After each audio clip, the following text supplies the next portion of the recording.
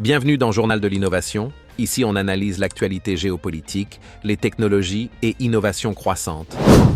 Le jeu mondial des semi-conducteurs vient d'entrer dans une phase bien plus dangereuse qu'il n'y paraît.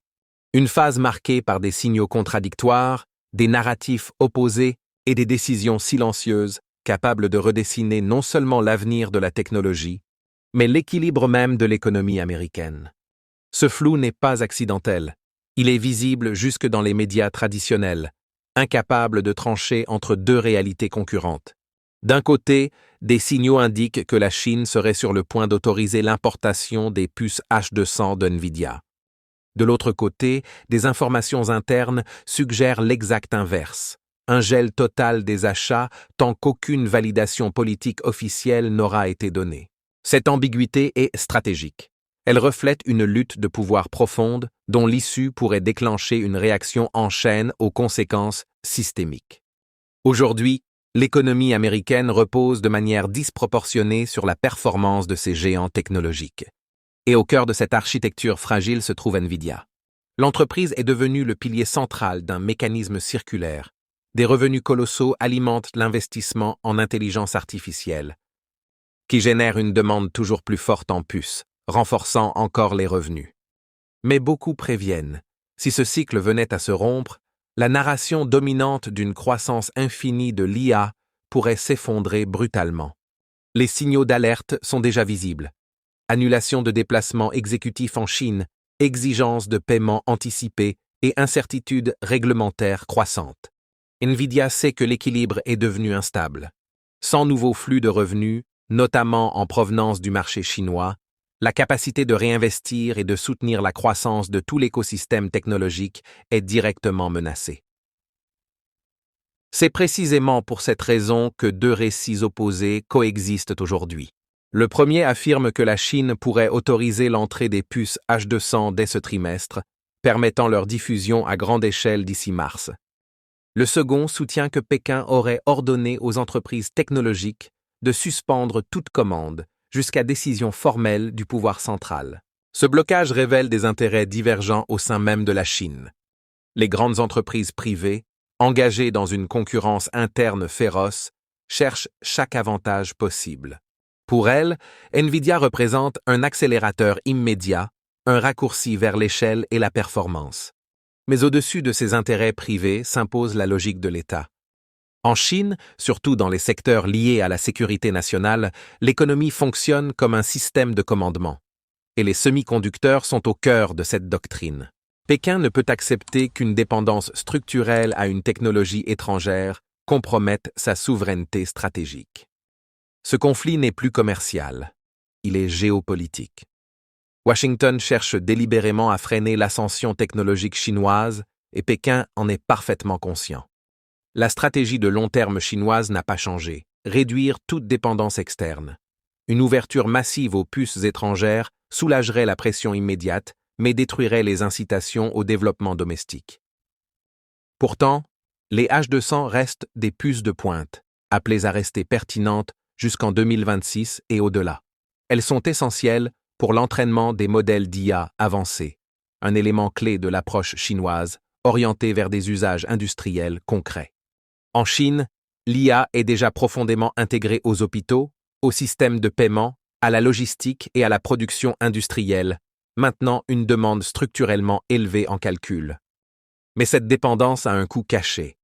Si les logiciels, frameworks et modèles deviennent trop liés à l'écosystème de Nvidia, la Chine risque d'ancrer une présence étrangère durable dans son secteur le plus critique. C'est pourquoi Pékin envisage de restreindre Nvidia afin de forcer le redéploiement de milliards de dollars vers des fabricants locaux. Une stratégie radicale, souvent décrite comme brûler les ponts pour empêcher tout retour à la dépendance. Et selon certains rapports, elle commence à produire des résultats. La puce Ascend 910C de Huawei réduit progressivement l'écart avec l'Occident. Certes, elle n'offre encore les performances des puces AMD avancées et reste en retrait face au Blackwell B200. Mais la logique est différente.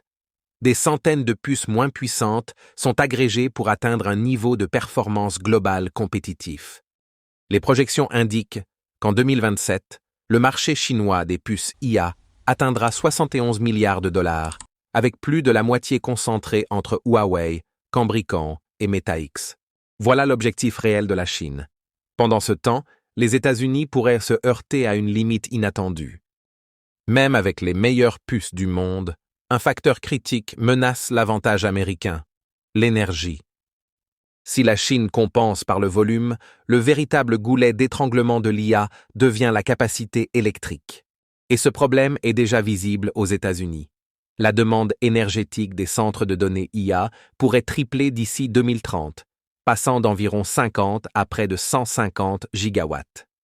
Construire cette infrastructure en 5 ans exigerait un effort industriel colossal, des investissements massifs et une main-d'œuvre d'une ampleur inédite. Ce poids devient un fardeau systémique. Posséder les meilleures puces ne sert à rien sans énergie pour les alimenter. Dans ce contexte, les entreprises américaines pourraient réduire leurs commandes, affectant directement les revenus d'NVIDIA. C'est ici que la demande chinoise devient vitale. Sans elle, un vide majeur s'ouvre, aux conséquences bien au-delà de la technologie. À terme, la demande domestique américaine ralentira. Si la Chine ne compense pas, le marché boursier américain pourrait entrer dans une zone de risque extrême. La volatilité exploserait. Si les revenus espérés ne se matérialisent pas, les flux de capitaux pourraient se tarir brutalement. La décision de Pékin sur NVIDIA influencera directement les marchés américains et la stabilité d'un système fondé sur des anticipations futures.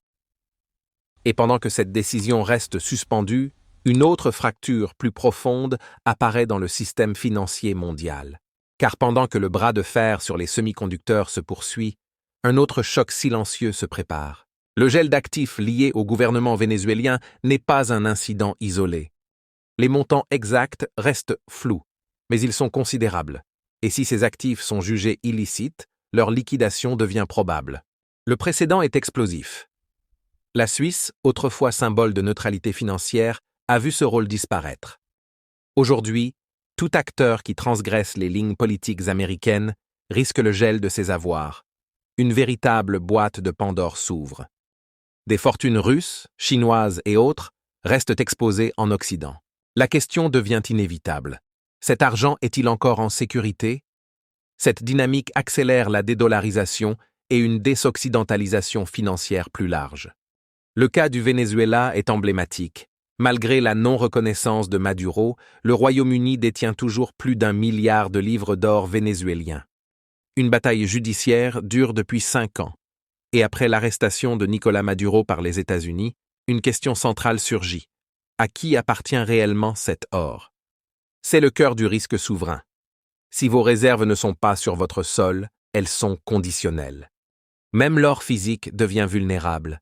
S'il n'est pas dans votre coffre, est-il vraiment à vous? La restitution rapide ou immédiate de ces actifs est incertaine. Londres affirme maintenir la pression jusqu'à une transition démocratique.